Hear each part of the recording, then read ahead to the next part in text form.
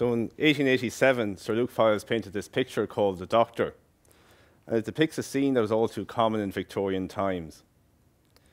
In it, we see a desperately ill young child lying on the makeshift bed of two unmatched chairs in a poor labourer's cottage, while the doctor stares intently at her.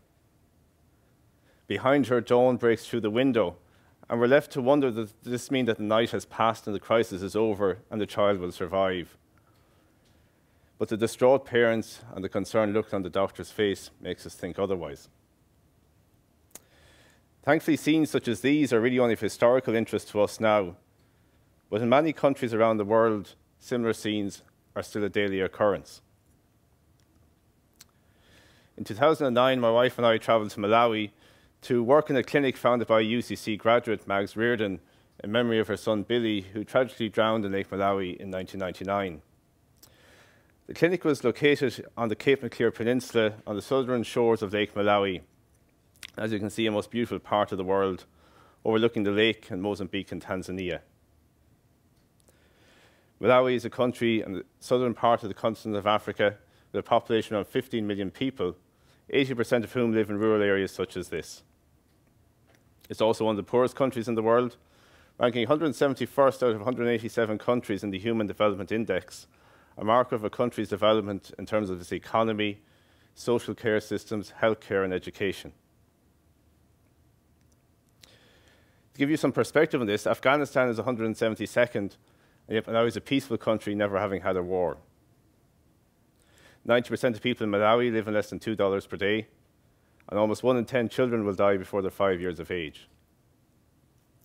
The chance of a woman dying during pregnancy in Malawi is 170 times the chance of a woman dying during pregnancy in Ireland, and hence, it's no surprise in Chichewa, the language of the main people in Malawi, a pregnant woman is often referred to as Pakati, meaning between life and death, or Mutenda, which means a sick person. Despite this, I don't want to make it sound all bad, because we had many of the comforts of home when we were there. There was a McDonald's on the main street, and it sold great chips, but burgers weren't all that a regular occurrence. Surprisingly, there were 2 large telecommunication masts in the village. You can see one just behind us here. And they provided excellent mobile phone signal and internet access, letting us keep contact with home and up to date with the world's news. It really surprised me that in a country like Malawi, more people own mobile phones than had access to electricity. On the continent of Africa, with a population of almost 1 billion people, there are over 700 million SIM cards in use. Transport was a different issue. Petrol and diesel were scarce and hard to find, and vehicles were also very difficult to obtain. I think this page from a patient information booklet demonstrating to pregnant women how they should get to the hospital when in labour says it all. We're just hoping the HISRC doesn't get any ideas. Even if you did have a vehicle, roads were a bit treacherous to traverse. We give out about potholes in Ireland, but this was the main and only road out of the village I worked in.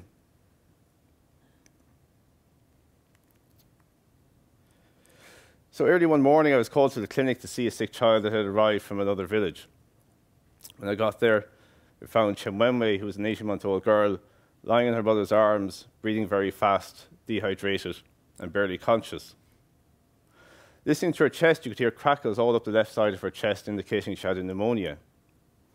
And we tried very hard to find a vein in which we could put a needle to give her fluid and medicine, which was so dehydrated was impossible.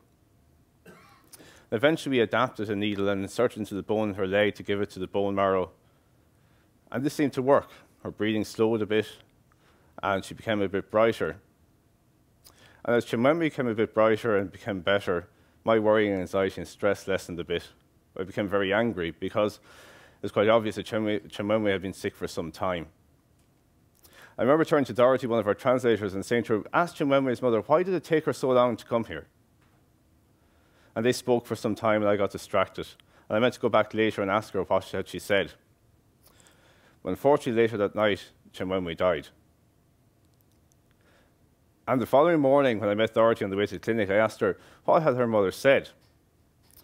And Dorothy told me a story about how Chimwemwe's family lived in a village around 4 hours' trek from the clinic, through these hills, over the forest. And Chimwemwe had become sick around a week before she came to the clinic with a cough and a mild fever. And she'd gone to one of the local health workers who gave her some paracetamol because that's all that he had. And the day before they came to the clinic, the Chimwemwe became worse. She started to vomit, her fever got worse, and late that afternoon, Chimwemwe and her mother headed into the hills to come to the clinic. But night fell quickly, and it was dark, and in the forest it was quite scary, and her mother turned back to find a companion to travel with her. And late that night, around 3 in the morning, Chimwemwe and her mother and uncle once again set off into the hills to come to the clinic. That afternoon, I thought I should go and see maybe what route they had taken to get here. This is part of the path. You can just see it here going up between the roots and the boulder. I can remember sitting at this point and thinking what it must have been like to carry your sick child over this. And even worse, what it must have been like to get to the clinic and find someone who never had to walk for more than an hour for pleasure ask you, why did it take you so long to get here? Now, many people would say that Chimwemwe's cause of death was pneumonia, but in reality, I believe the cause of her death was poverty and her inability to access basic healthcare. And unfortunately, the story is all too common, because every year 7.9 million children under 5 years of age die. And that's 15 children every minute of every hour of every day. And like Chimwemwe, many of those children die from pneumonia. And what should make us really angry about this is that we have long had a very good treatment for pneumonia. A bottle of penicillin antibiotic costing around 60 cents, if given in time, would save many of these children. And even better, vaccines would prevent them ever getting the pneumonia at all. And yet we know that around the world, only around 60% of children that get pneumonia ever see a healthcare provider, and only 30% will ever receive an antibiotic. And in a country like Malawi, where there's only one doctor for every 90,000 people and one nurse for every 3,500 people, it's very difficult to access healthcare in rural areas. Compare that to Ireland, where we have one doctor for every 1,500 people and one nurse for every 64 people. So in countries like Malawi, they train local community health workers on basic healthcare and identifying and treating illness in children and adults. And the WHO, the World Health Organization, has developed guidelines called Integrated Management of Childhood Illness Guidelines, which give algorithms that they should follow in assessing and treating children. But if you have 40 or 50 or 60 children to see in a day and you're in a rural area, you don't have time to follow the guidelines. And we know they're only followed around 20% of the time, and because of this, around 50% of children with serious illness are misclassified as non-serious. And even if you do follow the guideline, you get to the bottom of it and it says send the child to a hospital or to a clinic, and there's no way to get there, what use is it? And even if you do get to the hospital or clinic, will they get the treatment that they need? A study in 2007 in Malawi showed that in the rural hospitals and clinics, they were out of stock of the antibiotic used to treat pneumonia around 50% of the year.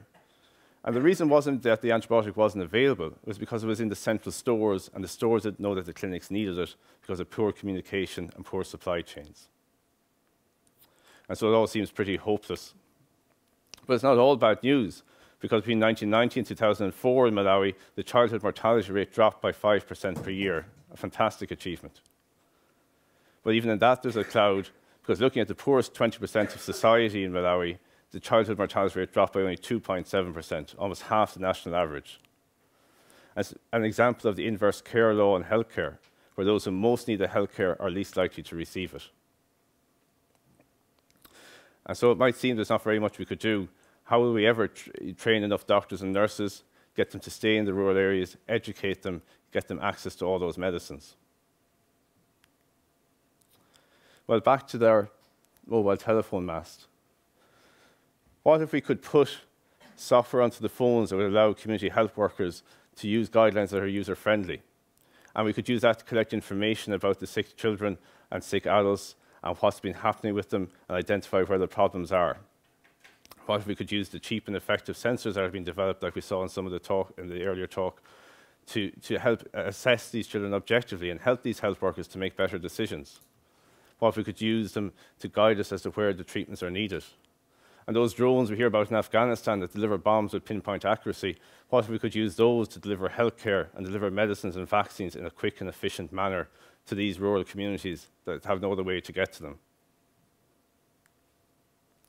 In 1887, when this picture was painted, The Lancet, a prestigious medical journal both now and then, used it in a criticism of the use of the telephone by doctors to consult with patients. The article asked the reader to imagine the scene with the doctor's chair empty and the distraught parents clutching a telephone receiver. It's a cruel image. But today we could change that a bit. We could imagine this scene where a local health worker avoids it ever happening at all, or if it does happen, that they can receive expert advice and support when and where they need it. And then maybe just as this scene is of historical interest to us, in these children's lifetimes, stories like Chemwemwe's might become of historical interest to them. Thank you.